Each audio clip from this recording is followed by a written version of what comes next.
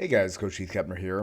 I'm going to talk about a guy that trained one of the greatest of all time, but almost no one knows his name.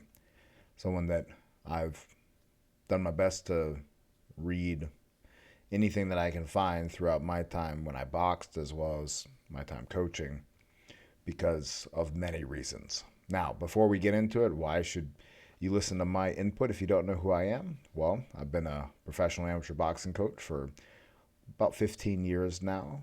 I also boxed in the United States and in Mexico. I was trained by my father, who was also a professional boxing coach for multiple decades. And he was mentored by Chuck Bodak as a coach as well as a fighter.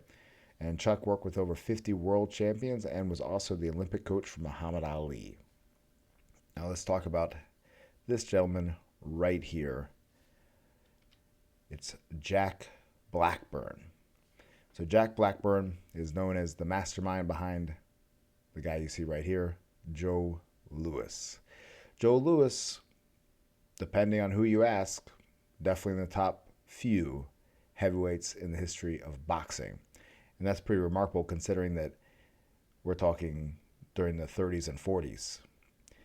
Really, the way that Chuck Bodak would describe it to my father is that with Joe Louis, that's when boxing really became a science, really when it became revolutionized and refined. And you can see that with Joe Louis. Now, don't get me wrong, no boxer is quote unquote perfect. Perfection is really a myth.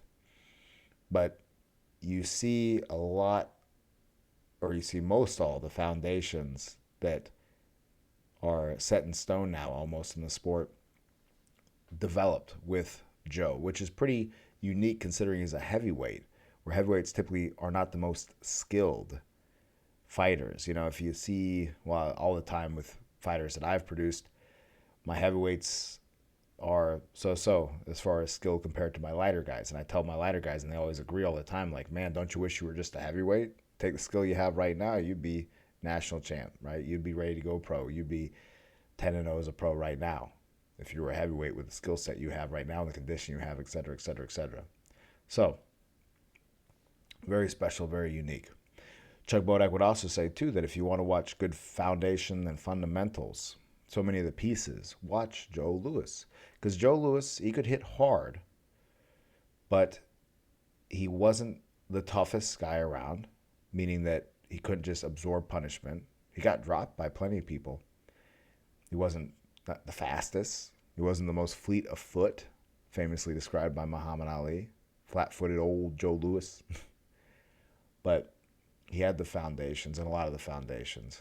And this is when I believe it was largely developed. Not that there weren't pieces of this all coming together before, right? Nothing happens in a vacuum. It's not like all of a sudden Jack Blackburn went up to the top of the mountain and got the tablets of boxing from Boxing God and, brought them down.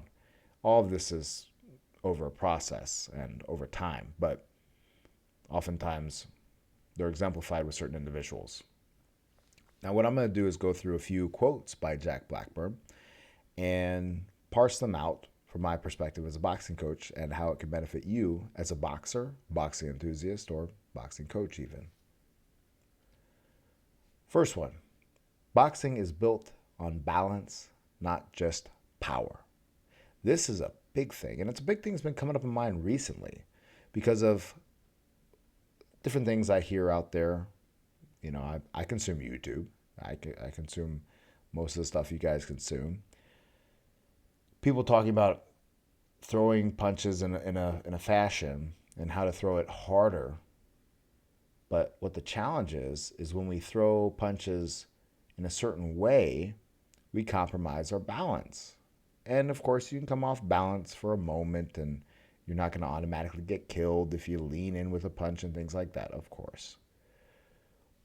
But my philosophy and argument is, and the philosophy that I was taught on, that I've done my best to deconstruct and see if it's true or not, is that if you build the habit of throwing off balance, of falling with your punches, it may take a long time for you to get exploited.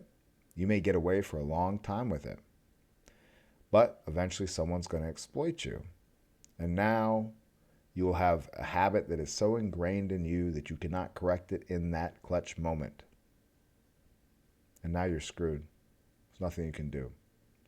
So yes, if you run across a room at somebody and lunge at them with a punch, absolutely, that'll probably be more powerful than the type of punch that I might teach you to throw or another boxing coach might teach you to throw, who's actually a boxing coach. But it's all trade-offs. We need the balance. We need the balance to recover from a miss for many reasons, for offensive and defensive reasons. Anyone will tell you, oh yeah, you need to throw a punch and be on balance to a degree or whatever, just because they know it, because they've heard it. Because you get countered, right? You get hit. Yes, this is true. But also, what you might not have thought about as often, is that if you throw one punch and you miss it and you're on balance, you can now come back with another punch. And you see a lot of great knockouts happen like that. Someone shoots a left hook, they miss it, they follow up with a right hand that lands and knocks the person out.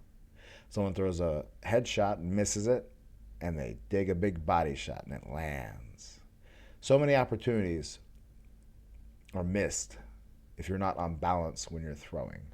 And then you can optimize power in that balanced position. But if you are not a boxing coach, or even if you don't have boxing experience and a lot of experience studying, because also too, let's be clear as well, you can be doing this thing for 50 years, but be doing your first year 50 times. Does that make sense? You progress, and this is true with fighters, with coaches, with anybody in any industry or field or endeavor. They learn over their first year, or maybe over their first 5 years, but then they don't continue to progress. They don't continue to seek out new perspectives, new ways of looking at things, and they're lazy thinkers. So they repeat, saying the same thing in the same way that they said 10 years ago, 20 years ago. But anyway, if you don't know boxing, like I see some people not know boxing, they'll talk about all these other ways to generate power, and talking about the traditional way to generate power or the standard way to teach how to throw a punch is not correct because of all these reasons. It's not the case. Now, shadow boxing is where you build your fight. Playing off the last one, though, shadow boxing is how you build balance. One of the greatest compliments I ever had when I first started coaching was, Keith, your fighters have great balance. Great balance. That's a huge compliment for me because I prioritize balance, as you see Jack Blackburn did, and from everything I read, he did. Doesn't mean Joe Louis was always on balance, but you can rest assured that he helped him get on better balance. I'm pretty sure when Joe started working with him, his balance really sucked. So it got better. Joe wasn't necessarily the most absolute talented guy, but they actualized as much of his talent as they could by being the longest reigning heavyweight champion in the history of the sport, 11 and a half years, with the record number of title defenses, back when there was one title. Shadowboxing is where you build your fight. That is where you are able to prepare, practice, rehearse every aspect of the fight that you need to fight. You're preparing to fight a southpaw. You're preparing to fight a boxer and a mover. You're preparing to fight a brawler. Shadow boxing is where you build your fight. Sparring is helpful, not always available.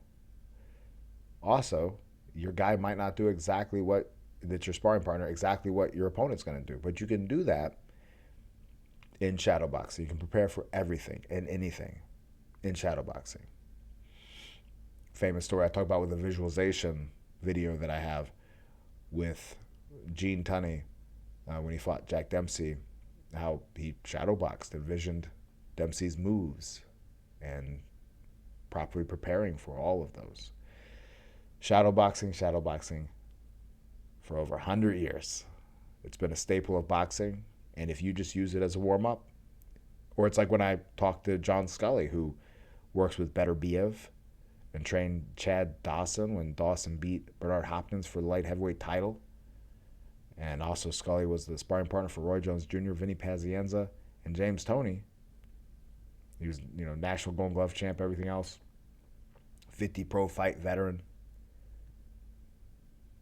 He said the thing that people are missing the most is shadow boxing. But you can know it, everyone will tell you it, but are you doing it? All right. You win fights with your head, not with your fists. That's a big thing right there. You win fights with your head, not with your fists. The ability to adapt, to be strategical, is paramount. If you watch my boxing game theory video where I talk about the Nash equilibrium, where if both players, both fighters, for instance, in this situation, are playing to the most optimal way they can, right? There's no gaping holes. They're optimizing their strategies. Then it becomes truly a game of baiting and feinting, of trickery, right? Of different strategy, of variability, of a lot of factors, almost infinite amount of factors that you need to adapt and adjust to. Because let's say someone's playing the game the perfect way they can play it for themselves, and you are as well. If you change how you're playing, then that will force them perhaps to adapt, and now they have to change. Now they might be a step behind.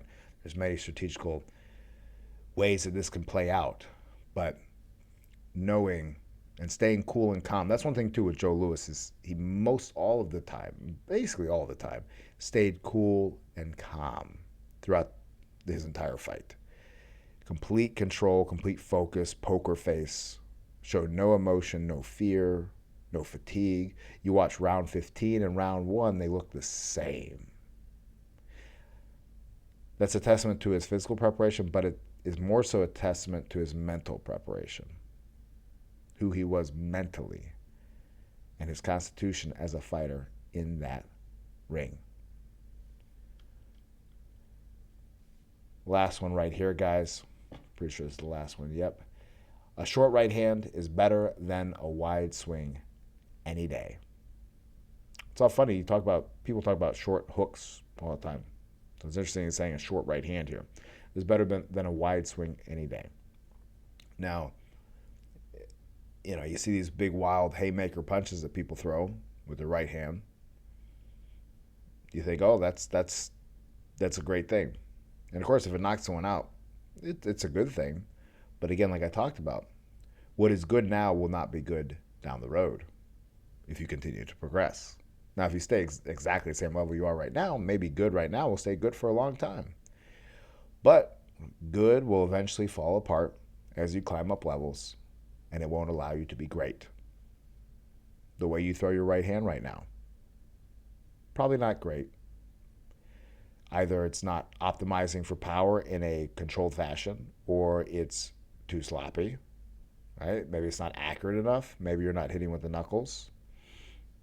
And then also as well, the ability to throw a short right hand. Very hard to do. I remember reading somewhere where Joe Louis and Blackburn focused on Joe learning to fight on the inside like Henry Armstrong could fight on the inside. Now, of course, if you watch Henry Armstrong, he has a very unique style of fighting. If you've seen Joe Frazier fights almost exactly like Henry Armstrong, except instead of a big right hand, it's a big left hook from Frazier. So he had, took the style and adapted it for himself. And Joe worked on adapting some of what Henry would do on the inside, which a lot of people think it's all just wrestling. Some of it is, yes, head control, things like that, but also the ability to generate power in close range.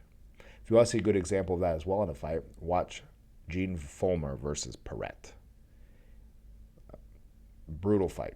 And it was the fight that actually killed Perret, meaning that it damaged him so badly that when he had the rematch with Emil Griffith, or when he fought again, I can't remember how many times they fought, that's the fight that killed him, where Perret died in the ring on national television live. Anyway, a short right hand is better than a wide swing any day. The wide swing can be countered. The only advantage that the wide swing can have, or benefit it can have, besides generating some power, is that the timing can be unpredictable. That is a nuance that I do want to state. All right, guys. Well, that wraps it up for this video today. Make sure you click like, subscribe, comment below. I'd love to hear what your thoughts are on the quotes from Jack Blackburn, one of the greatest coaches in the history of boxing that produced one of the greatest fighters in the history of boxing, Joe Louis. When he first retired, Joe was 60-1, and that one loss was to Max Schmeling that he avenged with a first-round knockout. I have a fight study on that one. You should check it out because it's killer.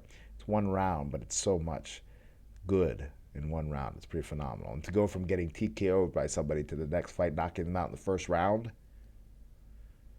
that's also what makes Joe Louis a great fighter. So anyway, he retired that first time. He was 60-1. That one loss he avenged.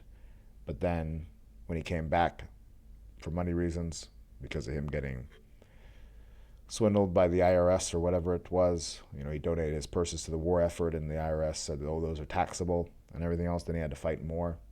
And that's where he got the few more losses on his record, but still a great record as well, even with that. All right. Now, also, I have more products coming out, programs, where you and I can work together, all right, at different tiers. I have the Boxing Champion Mindset program. Look at that. Check that out. I have the one-on-one custom elite program. Check that out. We already launched our 6-week program. It's killer. It's off to an amazing start.